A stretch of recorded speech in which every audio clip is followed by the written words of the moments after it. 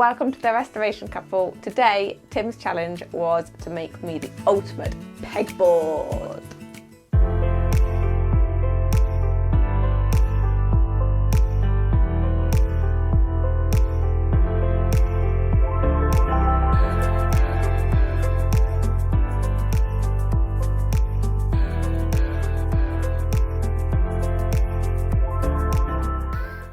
So this week I've been in a bit of a DIY rut, and with a few bigger projects going on like stonework and decking and things like that, I just thought what I need to do is get a couple of small one-day projects under my belt just to get back in the flow of things. The first of those is going to be a bit of storage for Jo's studio space. She wants some racking or something to hang, a bit like pegboard, and I have this, and it's a fairly decent size offcut from when I was doing the chicken house flooring. It's a heavy gauge 25mm square mesh galvanized stuff, and while it's a little bit too industrial for her space at the moment, what I'm going to do is frame this up and then maybe make some different hooks and attachments that can hang on it. So let's make a start.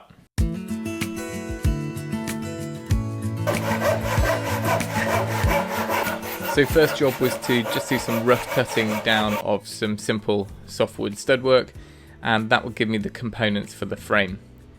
Now you could cut the slots using either a table saw or a handheld router perhaps, but what I did is use the cutter from our shaker door bits, which cuts a 6mm slot, which just about worked out right that it would house the wire or the thick gauge mesh inside that slot, keeping it all nice and neat and also keeping all the sharp edges hidden.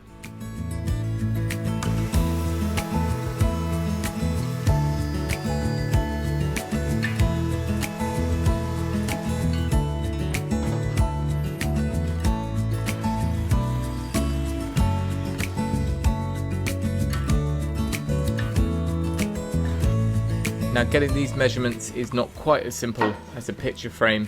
You have to allow for the amount that's housed into that rebate, so it's best to fit one piece, then mark your corner and then cut the next and work around that way. It's also nice to have a nice big flat table to work on, but if you don't have that, try and use your flattish floor and then you can get everything lined up. And I just glued and used some tiny little trim screws on the corners, on the top and the bottom, so they're the least likely to be seen because you're more likely to see it from the side.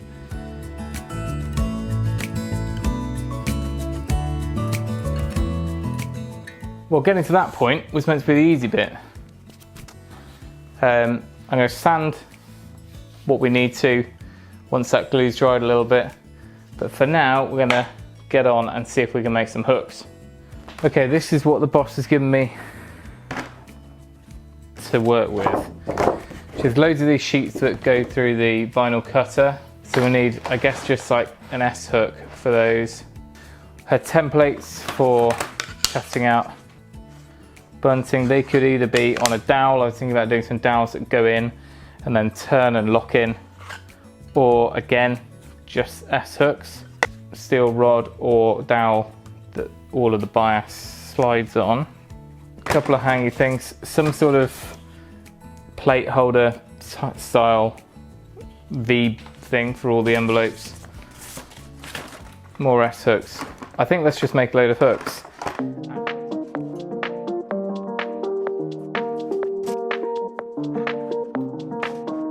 This is my poor man's leg vise.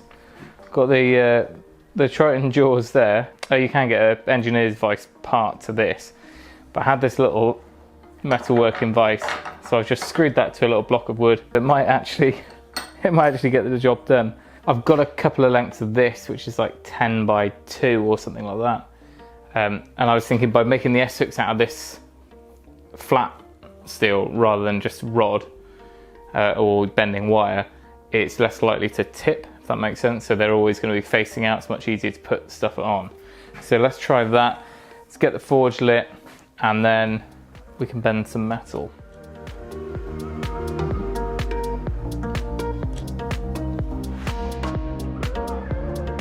Now, as you may know, I did a blacksmithing course earlier in the year, and that was a fully set up forge, and man, it was nice to have what you need there. I'm yet to get an anvil, I'm yet to have proper vices, I'm yet to have most of the things you really need, but that's not going to stop me.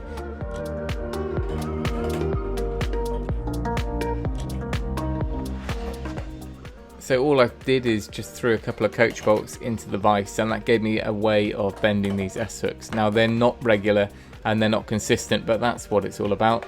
I'm sure I could make some sort of fancy jig, and if I had an anvil I could do all sorts of tapers and curly burly things, but this is all we needed to do, and it just about worked fine. Some of these S's were bigger than others, but we just put that down to the fact that we needed some big ones and some small ones.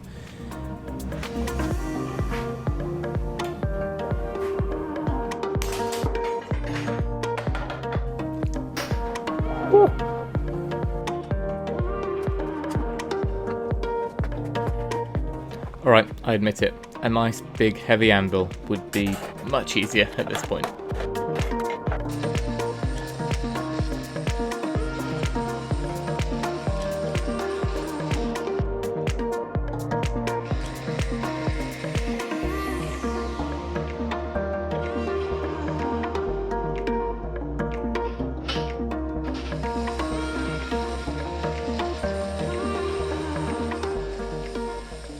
I gave them a quick buzz over just to make sure there are no sharp edges and to take any of the dirty bits off and some of the mill scale, but really I'm not going to go to town on making these chrome and bling. What I wanted to do as well is make sure that any pairs of things, such as these little hooks or brackets, they needed to be even so that anything that sat on them was going to sit flat and straight. And then I gave everything a wipe down with a bit of white spirit and just a couple of coats of spray lacquer. That's just to make sure that anything that was on the metal isn't going to mark any fabric and that sort of thing. They're not going to rust, they're indoors, and really they don't need to be finished any more than what they are now.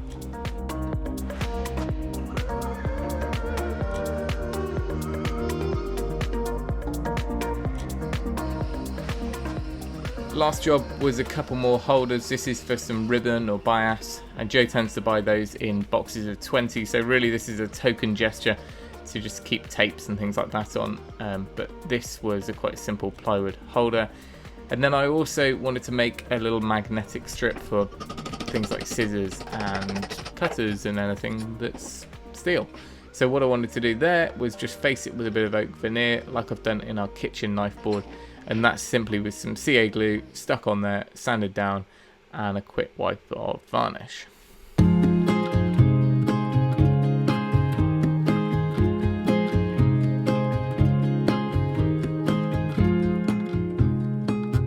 So although we'd made our nice chunky hooks, it became apparent that we'd need some little thin wire ones just to take any of the tiny tools that would need to hang on there as well. So that's what we did, simple to bend, and I've left a bit of wire there if she wants to make some more.